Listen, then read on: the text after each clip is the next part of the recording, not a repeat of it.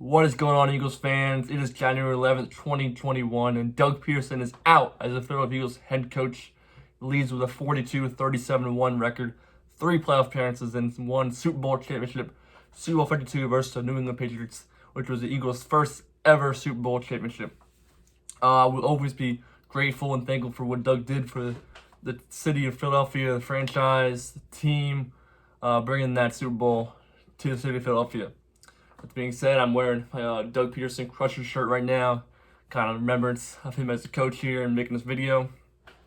And so yeah, I mean, Doug fired. Jeffrey Lurie put it out, parted ways, and I feel like it was a kind of mutual part ways with everything that went down, all these reports that come out. I'll give you my initial reaction to when he got fired. Came out earlier today, and then my reaction to kind of Jeffrey Lurie's press conference.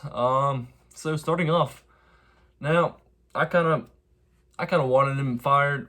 I thought he deserved to be. The way everything went down, this horrible year, his offense was just played out horrible. Decision making, the way he handled the press, just felt like he had to go. But also, I mean, I feel like Harry had to go too. But I mean, really, Doug, I just felt he had to go.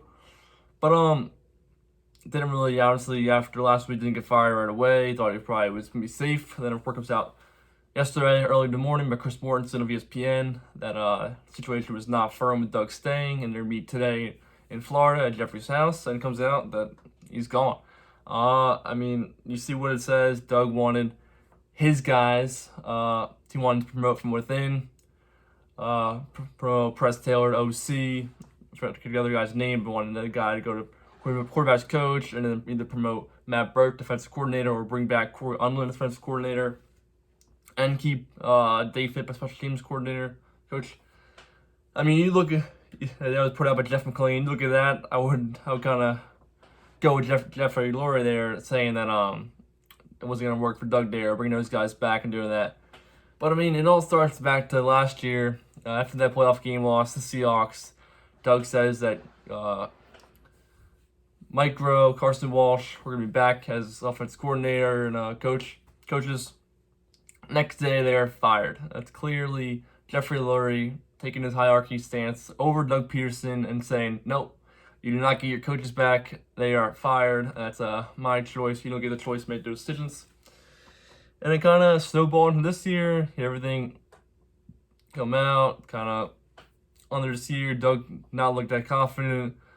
Scrutinized a lot in the press and everything. And obviously did not want these coaches to bring in with Rich Ganguelo, Marty Mornhinweg. And comes out now. Doug wanted obviously Press to be back, who he thinks highly of. Been with him all his 5 years here. He wanted Matt Burke or bring back Unlin and Dave Fipp and everybody. And Jeffrey Lurie did not have that. He was not buying that. Comes out, Jeffrey Lurie wants a little long-term vision of the team, much different than what Doug says. Doug wants, he wanted kind of shorter term, bring back these guys, see if they can win next year. And obviously, it's not what Jeffrey wanted, and kind of parted ways there. And I feel that Doug, his best interest, he said he's at peace with it, and I feel like it really is, because if I was him, I would probably do the same thing. I mean, you can't make decisions. Most head coaches are fully able to pick their own staff, their assistants, and go from there. Jeffrey Lurie clearly did not let Doug do that from last year, and then Doug this year. Obviously, it wasn't going to happen if it didn't happen last year. So I don't blame him for leaving or parting ways if Jeff didn't go with what Jeff wanted. Not going to really change Doug's point of view. I don't blame him. So yeah, that's my kind of thoughts. I mean, I kind of wanted him to be gone, especially after it all ended last week. But then I don't know where it really came from, everything. But just a lot of his decisions this year, the whole offense being terrible. But it just shows that, I mean, Doug pulling Carson really probably shows that it was his choice. He said it was, and I feel like, believe him now, he was coaching for his job. You know, after last season, coming in now this year. They had a lot of talent on this team. Had the COVID and injuries, but the reports are like this team should have been much better than 4-11-1. That's for sure. And coming out 4-11-1, just horrible. That's why benching Carson, you really see that was Doug trying to get a spark and really a spark for his job. He got the first win, Jalen, and couldn't get any more. And really, Jalen, like people were saying when he first came, he could be coaching or could be playing and try and keep Doug's job. And didn't work out for him, didn't work out for Doug. And now Doug is gone.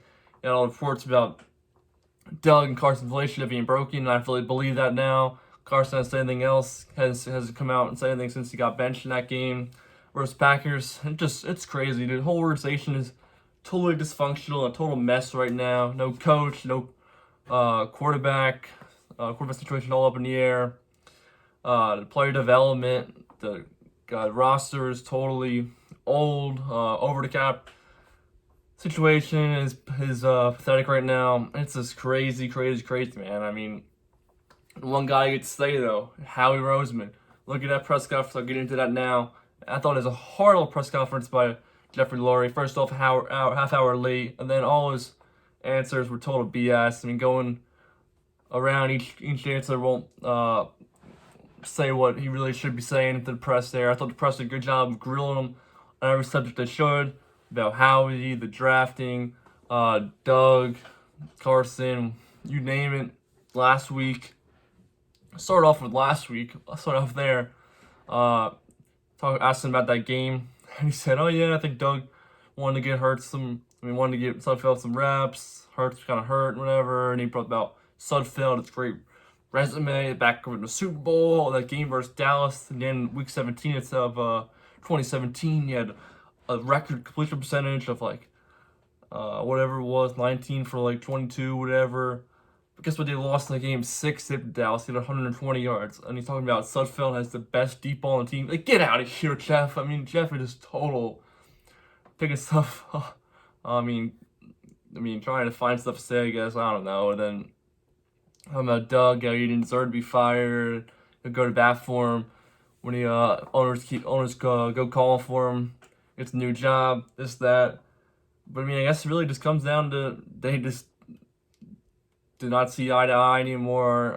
You want to go some other place, and different vision what Doug had, and that's all came down to the parted ways mutually. And so that's what Jeffrey Lurie said about the situation. And but Jeff talking about Carson, he said, "Will he be on the team?" He said, "Oh, I don't think it's an ownership decision." And kind of is a little bit there. And he said, "Oh, what did it come down to the coach's decision to bring in and everything?" Talks about Carson highly, how yes, he's still a great talent, star, one bad year. A lot of quarterbacks had a rough year, 4th, 5th year in the league, very fixable and everything, but wouldn't commit to him, be on the roster, or being a starting quarterback, whatever, who knows. Yeah, I mean, and other stuff, talking about Howie, how he's done a great job, fully confident of what he can do. I mean, Howie's been here now through Andy, Chip Kelly, Doug Pederson, well, now it looks like he's here, another coach. It's just crazy that every single time something bad happens, Howie never gets the blame. The last 47 players drafted, we've had one Pro Bowler, that's been Carson Wentz. Jeffrey Lurie brings up that, oh, look at these guys we've had on our board, but they got picked before us. Well, look at the guys that got picked after the Eagles and are stars on the NFL right now. I mean, you're trying to say these guys, oh, they could be stars later on down the road. I mean, come on, like, you missed on so many guys, and you admit, oh yeah, there's some mistakes here or there, but fully confident Howie and his team, they've done this, they've done that, we've been to playoffs, conference championships, look at our resume, our record, but just look at the player development. I mean, we don't have, like, stars on the team anymore. I mean, guys are getting old.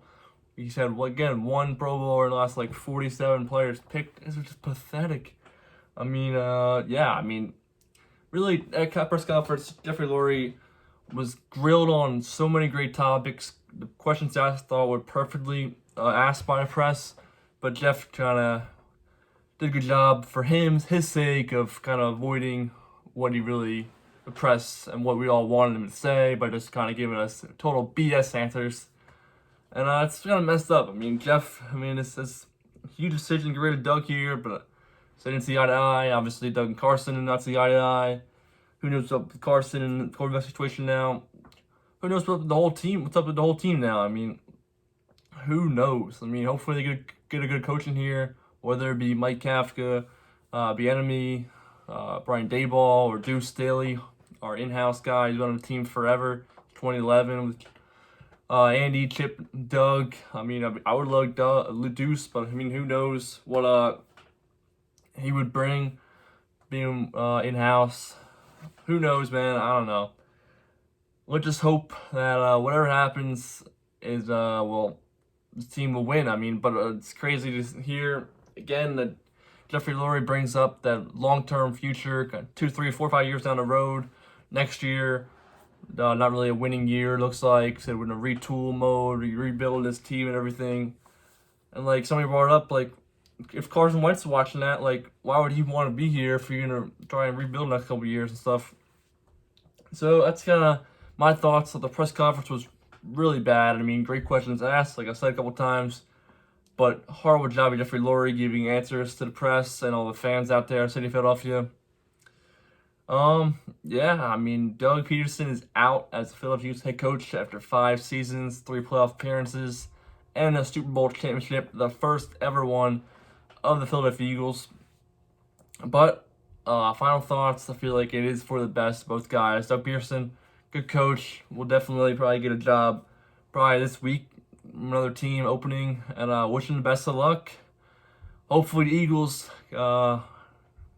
really get the good guy, get the right guy here in this head coach search, and we are able to turn this around hopefully sooner rather than later, and get back to winning some ball games. Let's see what happens down the road. It's gonna be, like I said already, in the last video, ending the season. It's gonna be get ready, buckle up. It's gonna be a huge roller coaster, on hell of an off season. It already started. Doug Pederson is out, the Eagles head coach. So let's see what happens next. Let me know you guys comments down below. Like, comment, subscribe, and as always, go Birds!